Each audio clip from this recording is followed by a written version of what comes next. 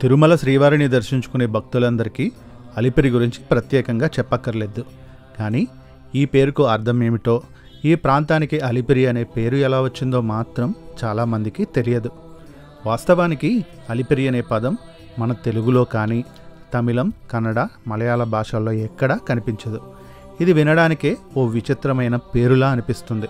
మరి ఈ పేరుకు మూలమేమిటి, దీని వెనుకున్న చరిత్ర ఏంటో తెలుసుకోవాలంటే ఈ వీడియోని పూర్తిగా చూసేయండి. కలియుగ దైవం శ్రీనివాసుడు కొలువుతీరిన తిరుమల పాదాల చెంతనున్న దివ్య ప్రదేశం అలిపిరి. తిరుమల కొండపైకి వెళ్లేందుకు మార్గం ఇక్కడి నుంచే ప్రారంభమవుతుంది. అయితే అలిపిరి అనే పేరు ఎలా వచ్చిందనే దానిపై భిన్న కథనాలున్నాయి. తమిళులు కొండ దిగువ భాగాన్ని అడివారం అంటారు, మొదటి మెట్టును అడిపడి అంటారు. ఈ పేర్లే కాలక్రమంలో అలిపిరిగా మారాయని చెబుతారు. ఇక అలిపిరి వెనుక మరో చరిత్ర కూడా ఉంది. సుమారు 500 ఏళ్ల క్రితం తిరుపతి ఒక చిన్న ఊరుగా మాత్రమే ఉండేది. ఇప్పుడు మనం అలిపిరి అని పిలుస్తున్న ప్రాంతానికి ఆ రోజుల్లో ఆ పేరు కూడా లేదు. అది 1656, 1668 మధ్య కాలం. ఢిల్లీలో మొఘలు చక్రవర్తులు పరిపాలిస్తున్న సమయం. శ్రీకృష్ణదేవరాయలు అనంతరం జరిగిన రాక్షసి తంగడి, తల్లికోట యుద్ధాలు తర్వాత విజయనగర సామ్రాజ్యం బలహీనపడింది. అప్పుడు రాయలసీమ మీద నిజాం నవాబు ఆధిపత్యం సాధించాడు. ఆ సమయంలో హిందువులు, హిందూ సానుభూతి పరులు, సాధుసంతులు తీవ్రమైన హింసకు గురయ్యారు. 17వ శతాబ్దం చివర్లో ఢిల్లీ ఆదేశాల మేరకు హైదరాబాద్ నిజాం ప్రభుత్వం ఒక ప్రత్యేక ఫర్మానా జారీ చేసింది.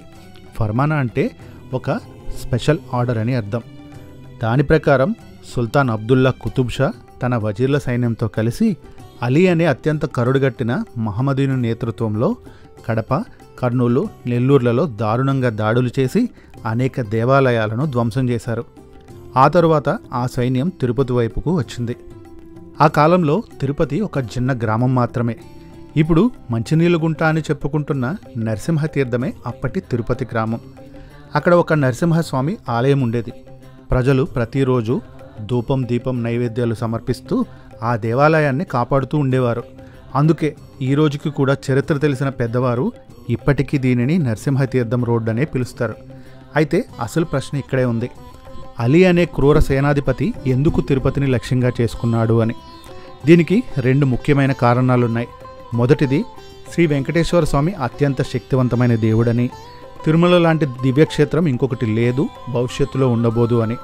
అందుకే స్వామివారి విగ్రహాన్ని కొండపై నుంచి తొలగిస్తే హిందువుల దేవుడు బలహీనుడు అనే భావన కలుగుతుందని, అలా ప్రజలంతా ఇస్లాంను బలవంతంగా అంగీకరిస్తారని వారు పిచ్చి కలలు కన్నారు. ఇక రెండో కారణం, శ్రీకృష్ణదేవరాయలు భక్తితో స్వామివారికి సమర్పించిన అమూల్యమైన నిధులు, వజ్రాలు, వైడూర్యాలు, పుష్యరాగాలు, అపారమైన బంగారం, ఇవన్నీ దోచుకోవడమే వారి అసలు ఆశ. అయితే అప్పటి తిరుపతి గ్రామస్తులు అలీకి ఎదురు తిరిగారు. నీకు కావలసింది బంగారమే కదా, మా తిరుపతి గ్రామంలో ఉన్న బంగారం అంతా ఇచ్చేస్తాం, దానితో తృప్తిపడి వెనక్కి వెళ్ళిపో, కానీ మా స్వామివారికి జోలికి రావద్దు, ఆయన మా ప్రాణం కన్నా కూడా ఎక్కువ అని విన్నవించుకున్నారు. దానికి అలీ, మీరు చెప్పింది బాగానే ఉంది, కానీ ఈ దేవాలయాన్ని దోచుకుని ధ్వంసం చేయకపోతే నిజాం నవాబు అలాగే ఢిల్లీ సుల్తాను నా తల తీసేస్తారు, కాబట్టి తప్పదు అని తన అపార బలగాలతో ముందుకు కదిలాడు. సరిగ్గా ఈరోజు మనం అలిపిరి అని పిలుస్తున్న ప్రదేశానికి అలీ సైన్యం చేరుకున్నప్పుడు ఒక అద్భుతం జరిగింది. శ్రీ ఆదివరాహస్వామి అవతారమైన శ్రీవారు వరాహ రూపంలో వచ్చి అలీ సైన్యాన్ని నిలువరించారు. ఆ దృశ్యం చూసి అలీ కాసేపు భయపడ్డాడు. కానీ తన అహంకారంతో ముందుకు కదలగానే హఠాత్తుగా ఎవరి ప్రమేయం లేకుండా అతని 2 కళ్ళు పోయాయి. దృష్టిపోవడంతో దిక్కులేని స్థితిలో అలీ ఎంతో విలపించాడు. అప్పుడు స్వామివారి అమృతవాణి అతనికి వినిపించింది. దైవం మీదే దాడి చేయాలనుకున్నావా, ఎంత ధైర్యం నీకు అని. అది విన్న వెంటనే అలీ గట్టిగా రోదిస్తూ క్షమాభిక్ష అడిగి నేత్రదానం చేయమని స్వామివారిని వేడుకున్నాడు. దయాస్వరూపుడైన ఆ 7 కొండలవాడు అతనిని అనుగ్రహించి, నీవు వెనుతిరిగి వెళ్ళిపో, నీకు దృష్టి వస్తుందని ఆదేశించారు. అలా చెప్పగానే ఏమీ సాధించలేక అలీ అక్కడి నుంచి వెనుతిరిగిపోయాడు. అప్పుడు ప్రజలు ఈ అద్భుతం చూసి ఆశ్చర్యపోయారు. ఎప్పుడూ ఎక్కడా ఓటమెరగని దుర్మార్గుడైన అలీ వెనుతిరిగిన వెంటనే ఈ విషయం తెలుసుకున్న అందరూ అలీ ఫిరే, అలీ ఫిరే అని చెప్పుకునేవారు. అంటే అలీ వెనుతిరిగాడు అని. ఉర్దూ, హిందీ భాషల్లో ఫిర్నా అంటే వెనక్కి మళ్ళడం, ఫిరే అంటే మళ్ళాడన్న అర్థం. అందుకే ఆ ప్రాంతాన్ని అప్పటి నుంచే ప్రజలు అలీఫిరే అని పిలుస్తూ వచ్చారు. అలీ ఏ ప్రాంతం నుంచి వెనక్కి మళ్ళాడో ఆ ప్రాంతాన్నే అప్పటివారు ప్రత్యేకంగా సందర్శించేవారు.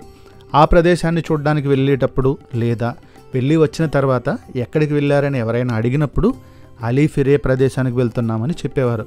అలా కాలక్రమంగా ఆ అలీఫిరే అనే పదం అలీఫిరేగా రూపాంతరం చెంది ఇప్పుడు అలిపిరిగా స్థిరపడింది. ఇదే మనం ఈరోజు అలిపిరి అని పిలుస్తున్న పవిత్ర ప్రదేశం వెనుకున్న అసలు చరిత్ర. శ్రీవారి మహిమ వలన అలీ వెనుతిరిగాడు. అందుకే తిరుమల యాత్రలో అలిపిరికి ప్రత్యేకమైన ప్రాధాన్యం ఏర్పడింది.